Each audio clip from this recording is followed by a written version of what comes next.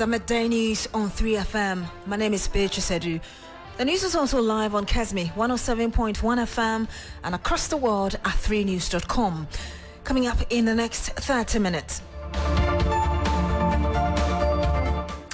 This afternoon, raging debate as to whether there is a state-sponsored attempt to shield former Sanitation Minister Cecilia Abena-Dapaah, or the special prosecutor simply did a poor job.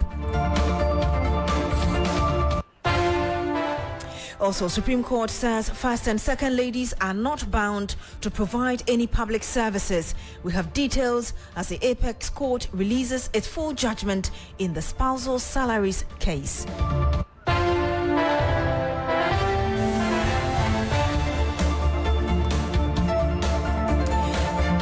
And much later, looted royal artifacts from the Asante Kingdom go on display for public viewing. Some 150 years after the British colonial soldiers took them away as war booty. We are live in Kumasi.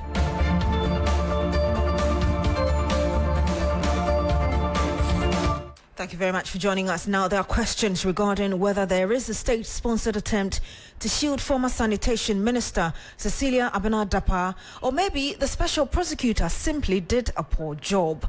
These concerns come in the wake of the Attorney General effectively asking the Economic and Organised Crime Office not to investigate the seized cash saga, since the referral to it by the Office of the Special Prosecutor is without basis. As you may recall, the OSP announced its investigations so far point to possible money laundering, an offence his office lacks the mandate to investigate and prosecute. By operation of law, the Economic and Organized Crime Office, EOCO, has a specific and direct mandate in respect of suspected cases of money laundering and its attendant activity of structuring. Of the Special Prosecutor is referring the case to EOCO for continued investigation and further action. The office will be in close collaboration with EOCO and continued collaboration with the FBI. A little over an hour ago, the office discontinued its application that was pending before the High Court for a confirmation of the seizure and freezing orders in pursuance of the referral of the case to EOCO. The court ordered that the office should return the cash sums and defreeze the accounts of an investment of Ms. Dapaah within 72 hours. The office also discontinued the procedural criminal charge against Ms. Dapaah for failure to return forms on declaration of property and income, since that was mounted on the original application for confirmation of the seizure and freezing orders, which was discontinued earlier in time. And that was the Special Prosecutor, Kisia Jabing, at that press conference earlier. Well, EOCO subsequently sought legal advice from the Office of the Attorney General on the matter. The Attorney General's office, in a letter dated April 25, 2024, and copied to EOCO, advised against initiating money laundering investigations into the dealings of former Sanitation Minister Cecilia Dapaah. The Office of the AG said that it found that the OSP did not submit the report on its collaborative investigation to EOCO. Now, according to the AG's office, the docket presented to EOCO only contains the OSP's letter transmitting the docket, the diary of action, statements taken during the investigation, and letters written by the OSP to other institutions like the Criminal Investigation Department of the Ghana Police Service and banks for inquiries. The Attorney General's office also revealed that further analysis of the docket by the OSP did not find any evidence of corruption or corruption-related offences against Cecilia Dapaah. Let's bounce this off a legal practitioner, and I'm joined by Vitus Bang. He is a private legal practitioner. Good afternoon to you, sir. Thank you very much for joining us. Good afternoon, Beatrice, and good afternoon to your cherished listeners. You have read through the AG's advice to the EOCO. Do you share in the views offered in there? All right, thank you for the opportunity. Yes, I have read the AG's advice to EOCO, and I respect the decision. I mean, very senior colleague, the Chief State Attorney, Evelyn D. Colson. She's the one who rendered the opinion. I'm inclined to believe that If I were probably in their shoes, I probably would have taken a further step. For instance, the Attorney General says that the Office of the Special Prosecutor did not submit the report of its findings against Madam Cecilia Dapa and the husband. So I would have thought that as institutions of state that have to work in collaboration with each other, the Office of the Attorney General probably would have followed up with a request by the EOCO to the Office of the Special Prosecutor requesting for further and better particulars, requesting for the report of the OSP following their investigations into the case. I did not see that. Then I see that the Attorney General proceeded to give an advice based on the fact that the documents that the Attorney General examined did not basically establish any criminality against the former Minister of State and her husband. So I would have wished that the Attorney General went further to request for further and better particulars from the Office of the Special Prosecutor, request for the report, which they did not submit, so that could help them to know what advice to give. Because the consequence of this advice can be dire to the state, because Madam Cecilia Dapa could easily mount an action for, let's say, malicious prosecution against the state, and this could be a subject of a huge judgment debt, and use the Attorney General's advice to EOCO as the basis of the fact that there was no reasonable or probable cause for her prosecution, and this could, cost us a lot of millions of cedis. So I would have thought that the Attorney General would have taken a further step of requesting for further and better particulars from the OSP before giving this advice, which will, in effect, be a shield and a sword for Madam Cecilia Dapa, who can later claim judgment debt for basically malicious prosecution.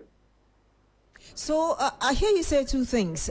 You mentioned that you believe that there could have been further steps taken instead of just saying don't go ahead and investigate any money laundering case, as it were. And then you talk about the consequence because of this.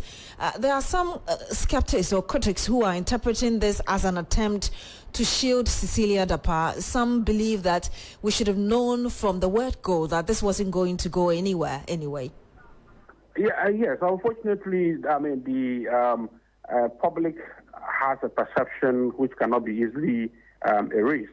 It is said that justice must not just be done, but justice must manifestly be seen to be done. But in saying this, I must also admit that the Attorney General did not say that no investigation should be conducted by any organ or institution of state. It specifically says that EOCO, hold on, don't proceed with any investigations on this matter.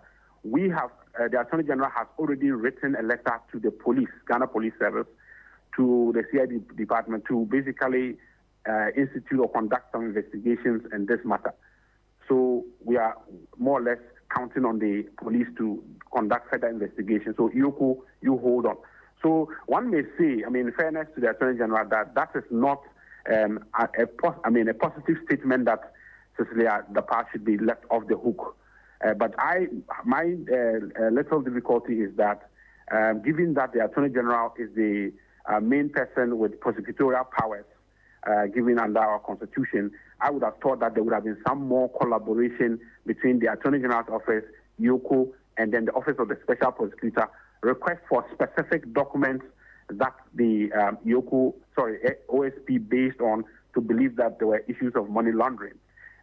Otherwise, I think that the advice is okay, but I would have thought that they should have gone further to have some more institutional collaboration, other than just saying that, okay, OSP did not give a report, and therefore what we have to rely on, based on that, there's no criminality and no basis for basically saying that there were offenses of money laundering in this case. However, the Attorney General also recognizes that the states, if they are going after Madam Cecilia Dapa on a charge of money laundering, they will need to prove their case beyond reasonable doubt. It's a game of evidence.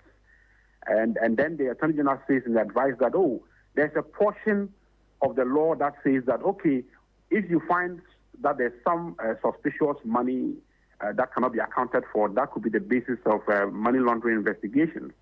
But the OSP says that the AG says that provision in the law can only kick in and the person will be asked to explain the source of the wealth if there's already an ongoing criminal, prosecution for some other specified offenses. So that is where the difficulty is. The Attorney General cannot simply say that, Madam Cecilia Dapa, show us the source of your money.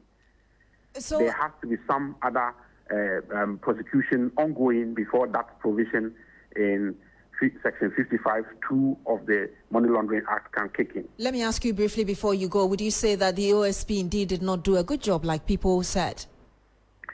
I'm afraid I cannot say so because I don't have the full report and also the basis for which the OSP believe that there could be some suspicions of money laundering. If I had that, I probably would be able to speak to it.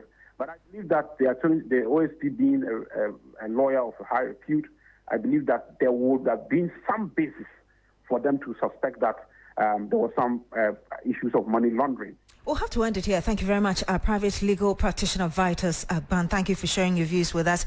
You're also joined by co-chair Citizens Movement Against Corruption, Adam Senanu. Good afternoon to you, sir. Thank you for joining us. Thank you for having me. What implications, if any, will the AG's advice to EOCO regarding this advice, as it were, or issue be? We've just heard from a lawyer who thinks that Cecilia Dapa could just go to court against the state just based on this advice alone to EOCO. What are your own views? EOCO had no business going to the AGs for any advice. The law that governs EOCO empowers and mandates EOCO to investigate matters of such a nature. It is only if they are getting to prosecution and they need advice, they go to the AGs. And the request that was made to them by the OSP was an investigative request. So they should not shirk their responsibility. Not just that, but Section 1(3) of the Anti-Money Laundering Law, which is their responsibility, clearly states that if an individual has property or income that is disproportionate with their known income, they should have been, and they cannot explain it, they should be considered as having committed a crime under our law. That is sufficient for them to already have acted based on the witness statements they have been provided with from the OSP. So we don't understand what they think they are up to. And it's really unfortunate that we find ourselves in a situation where when the EOCO knows its own responsibility, it's checking its responsibility, goes to AGs, I don't know for what kind of advice, when their law, Section 1(3), is clear on what they should do. Extremely dissatisfactory. So EOCO has failed. That's what you're essentially saying. Absolutely. EOCO has failed. Taking so much time and coming back to tell us that they went to the AGs. When you are set up as an investigative body and you've been given more than the minimum threshold of information required to investigate, the witness statements they have, 25 witness statements from Ghana and outside Ghana, that provide a clear trail because somebody has money that she cannot explain. And the law is clear in Section 1(3) that anyone with assets or monies that is disproportionate to their income and cannot explain it should be considered as having committed a crime under our law. What is EOCO saying? Do I also get the understanding that the AG's advice, you so much disagree with it, he shouldn't have even gone ahead to do that? He should not even have gone ahead to do that. He should not have gone to do that. AG should not have provided any advice on this issue because EOCO is set up under the law to investigate and prosecute. It's when it gets to prosecution and they need assistance, they can fall on the AGs for that. This was a simple request, so to speak, from a whistleblower saying, look, we have information that indicates that there is somebody with sums of money far above what she could have earned as a public servant. And the investigations we have done in Ghana and outside Ghana provide witness statements where it is clear that there is something untoward going on. We are providing you with these witness statements, and we are expecting that please go ahead and do your investigations and draw a conclusion, because the law that covers this is the law that you are responsible for. So you haven't done the work, and then you come and say you went to AGs for advice. Advice on what? Does this give credence to the fact or the argument out there that we like to talk about dealing with corruption, but we really don't want to deal with it? Evidently so. I mean, we are stunned that so late in the day, EOCO will come back with such a feeble response. And the AGs is, I don't know what to say, collaborating to suggest that, yes, OSP didn't provide them. Look, if OSP were to give the details of the nature of the witness statements provided, all and sundry will have no doubt that there's something up, something going on. And already the information that's available suggests that, yes, there has not been an explanation for the huge sums of hundreds of thousands of dollars that this lady had in her custody. She's not been able to explain it. Obviously, CSOs you are not happy about this. What do CSOs intend to do about this? Well, as a first step, our umbrella organization is going to seek an engagement. Let's find out whether they can provide some clarity on how they ended up with saying we had to go and ask for advice from the AGs.